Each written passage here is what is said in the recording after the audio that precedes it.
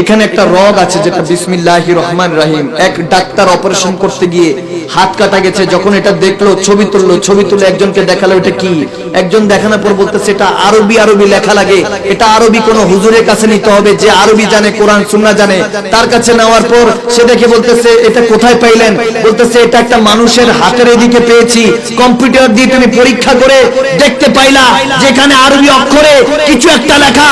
সে হুজুর বলে দিল এখানে অন্য কিছু নয়, আমার মাওলা শুরু, যে আল্লাহ তোমার নামই শুরু, তোমার নামই শেষ, বিসমিল্লাহির রহমানির রহিম লেখা। এ বান্দা, তুমি এতদিন বিশ্বাস করো নাই, তোমার ব্রেন দিয়েছে আল্লাহ, সেটা ক্ষমতা দিয়ে তুমি যখন পরীক্ষা নিরীক্ষা করে এই ক্যামেরা দিয়ে যখন এটাকে সার্জারি করে তুমি দেখলা এখানে বিসমিল্লাহির রহমানির রহিম দেখা, তখন তুমি বিধর্মী থেকে মুসলমান হতে চাও। আল্লাহ তো বলেছে ইন্না দীনা ইনদাল্লাহিল ইসলাম, নিশ্চয়ই আমি আল্লাহর কাছে সর্বপ্রিয়তম ধর্ম হলো ইসলাম, তুমি ইসলামে চলে আসো। শুধু এটা নয়, পুরো মানব দেহে আমি আল্লাহর কোরআন লেখা সেটা দেখতে পারবা। আল্লাহ তাবারক ওয়া তাআলা বলেন বান্দা তোমার জিসমের শক্তি দিয়ে, ঈমানি শক্তি দিয়ে, দোনো শক্তি দিয়ে আমি আল্লাহকে ভয় করো। যখন মুমিন বান্দা তার অন্তরের মধ্যে আল্লাহর ভয় এসে যায়, প্রতি কদমে কদমে আল্লাহ তাবারক ওয়া তাআলা ভয় এসে যায়, এজন্য গুনাহ থেকে বেঁচে থাকে, খারাপ কাজ থেকে বেঁচে থাকে, ব্যভিচার থেকে বেঁচে থাকে, সুদ ঘুষ থেকে বেঁচে থাকে, নামাজ রোজা কখনো মিস করে না, ইবাদতে খোদার মধ্যে সবসময় ডুবে থাকে, সে কখনো আল্লাহ রাসূলের দ্বীন ইসলামকে ভুলে যায় না। মাসতাতাতুম, তুমি তোমার ঈমানি সমস্ত জোর দিয়ে আল্লাহকে ভয় করো, তুমি তোমার জিসমের সমস্ত জোর দিয়ে আল্লাহ তাবারক ওয়া তাআলাকে ভয় করো।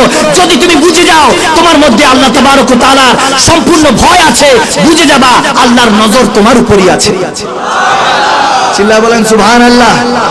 আর একটু মুহাব্বতের আওয়াজে বলুন আল্লাহু আকবার। তো আল্লাহর প্রতি আমাদের ভয় থাকার দরকার আছে কি নাই? চিল্লা বলেন দরকার আছে কি নাই? আল্লাহ তাবারক ওয়া তাআলার প্রতি ভয় থাকতে হবে। এই ভয়টাই আমাদেরকে দুনিয়া জয় করতে শিখাবে। সুবহানাল্লাহ। যুবক ভাই বাবারা বসা, হযরত খাজা নিজামউদ্দিন আউলিয়া আলাইহি রাহমা, তিনি একবার এরকম ভাবে বসা সবার সাথে ঘটনা বলছেন যে আজ থেকে কিছু বছর আগে এক যুবক ছিল গরিব, আর এক যুবতী ছিল প্রিন্সেস, রাজকুমারী, অনেক টাকা পয়সার মালিক। দুজনের মধ্যে মন লেনা দেনা হলো। দেখে নাই দূর থেকে দেখেছে, একজন আরেকজনের নাম শুনে পাগল হলো, একজন আরেকজনের প্রেমে পাগল হলো। কিন্তু ছেলেটা, যুবকটা গরিব বিধায় সে রাজপ্রাসাদে ঢুকতে পারছে না। প্রিন্সেসটা, সে রাজকুমারীটা খত লিখলেন, একটা চিঠি লিখলো ওই যুবকের কাছে, তুমি এক কাজ করো, মসজিদে যাও, 5 ওয়াক্ত নামাজ ধরো, ঈমান আমল শক্ত করো। শুনেছি যখন হুজুর হয়ে যাবা, আলেম হয়ে যাবা, কোরআন সুন্নাহ শিখবা, আমল আখলাক ঠিক করবা, ঈমানদার হবা, তুমি যখন মশহুর হয়ে যাবা, প্রসিদ্ধ হয়ে যাবা, রাজা তোমাকে দরবারে ডাকবে, কিংবা রাজা তোমার কাছেই যাইতে বলবে, রাজাও যাবে, আমরা সবাই যাব, যে এই শেখের সাথে বা এই হুজুরের সাথে একটু দেখা করি, তার থেকে ফয়েজ ও বরকত নেই, এই দেখা দেখি হবে।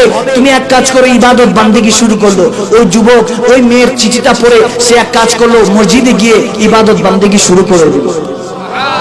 কিছুদিন পরে যখন সেই ব্যক্তি, সেই যুবক ইবাদত করতে করতে এক সময় প্রসিদ্ধ হয়ে গেল, মশহুর আলেম হয়ে গেল, অনেক বড় প্রসিদ্ধ আলেম হয়ে গেল। এরপর ওই রাজাও দেখার ইচ্ছা পোষণ করলো যে ওই পীর সাহেব, ওই শেখের সাথে, ওই হুজুরের সাথে একটু দেখা করি, তেনার থেকে দোয়া নিই। এই সুযোগে ওই রাজকুমারী, যে রাজকুমারী তাকে বলেছে ইবাদত বান্দেগি করো, তাহলে হয়তোবা তোমার সাথে আমার দেখা হবে।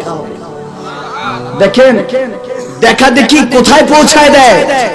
তখন ওই যুবক যখন ইবাদত করতে করতে আল্লাহ তাবারক ওয়া তাআলার পেয়ারা হয়ে গেল, ওই যুবক এই প্রেমের মধ্যে মালিকের এবং রাসূল পাকের দেখানো পথে মতো চলতে চলতে প্রেমিক হয়ে গেল।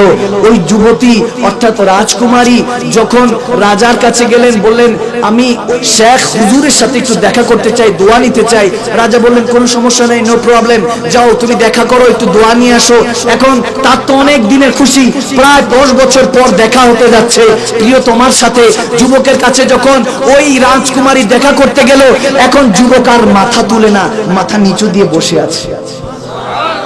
রাজকুমারী এত সুন্দর, গর্জিয়াস, এত বিউটিফুল, এত সুন্দর, কিন্তু সামনে গিয়ে এখন দেখা করতে যখন গেল, এখন ওই যুবক তো মাথা উঠায় না। রাজকুমারী বলল, কি ব্যাপার, আপনি মাথা উঠাচ্ছেন না? আপনি কি আমাকে চিনতে পারেন নাই? আমি তো সেই রাজকুমারী যার সাথে দেখা করার জন্য আপনি আল্লাহর দরবারে হাজিরা দিয়ে এরকম বড় একজন প্রসিদ্ধ আলেম হয়েছেন, হুজুর হয়েছেন। সুবহানাল্লাহ, একজন দিনদার হয়েছেন, একজন মুসলমান, খাঁটি মুসলমান হয়েছেন। একটু দেখেন না, ওই যুবক এখন মাথা উঠিয়ে দেখে না। তখন ওই যুবক অ্যানসার দিলেন, উত্তর দিলেন, আপনি আমাকে পাঠিয়েছেন, পরামর্শ দাতা হয়তো বা আপনি, কিন্তু কবুল করে নিয়েছে তো আল্লাহ। সুবহানাল্লাহ বলবেন না? মালিক কবুল করে নিয়েছে, এজন্য আজকে এই মাকাম সবাই দেখা করতে আসে। সে মাথার নিচের দিকে তাকিয়ে আছে, সে আমার সৌন্দর্যের জন্যই তো এই আমি রাজকুমারী আমাকে বিবাহ করবেন, আমার এই সৌন্দর্য দেখার জন্যই তো আজকে আপনি পীর ফকির সেজেছেন, আপনি আল্লাহর বান্দিগিতে এসে আল্লাহর বন্ধু হয়েছেন। এখন মানুষ আপনাকে কত ভালো জানে, ভালো মানুষ বলে, আপনাকে অনেক সম্মান করে ভালোবাসে। এই রাজকুমারী, আপনার সৌন্দর্যের জন্য আমি এদিকে আসি নাই, যদি এসেও থাকি এখন তো আপনাকে যে বানিয়েছে সেই সৌন্দর্যে মগ্ন আছি। আপনার সৌন্দর্য যদি আমাকে এখানে আনে, তাহলে চিন্তা করেন সেই সৌন্দর্যের জন্য আপনাকে আজকে এখানে এনেছে। তার সৌন্দর্য কত সুন্দর, এবং বানানো সর্বশ্রেষ্ঠ মুহাম্মদ আরবি নবী আহমদ মুস্তাফা সাল্লাল্লাহু তাআলা আলাইহি সাল্লামের সৌন্দর্য কতটুকু চিন্তা করে বলেন। সুবহানাল্লাহ। अब मेरी निगाहों में जचता नहीं कोई, जैसे मेरे सरकार है वैसा नहीं कोई। এখন আর আমার নজরে কিছু ভালো লাগে না, যখন থেকে মদিনা ওয়ালাকে দেখেছি তখন থেকে আর সৌন্দর্য মনে হয় না। এরপরে শুনেছি আল্লাহু জামিল ওয়া ইউহিব্বুল জামাল, আল্লাহ সুন্দর, এজন্য সুন্দরকে পছন্দ করেন। সর্বসুন্দর তো দুনিয়ার মধ্যে পাঠিয়েছেন মুহাম্মদ মুস্তাফা, তাকে যখন দেখে ফেলেছি এই রাজকুমারী, যখন থেকে স্বপ্নে মুহাম্মদ আরবি দিদার পেয়েছি, এরপর থেকে আর দুনিয়ার কোন সৌন্দর্য আমাকে সে আল্লাহর কাছ থেকে দূরে সরাইতে পারে নাই।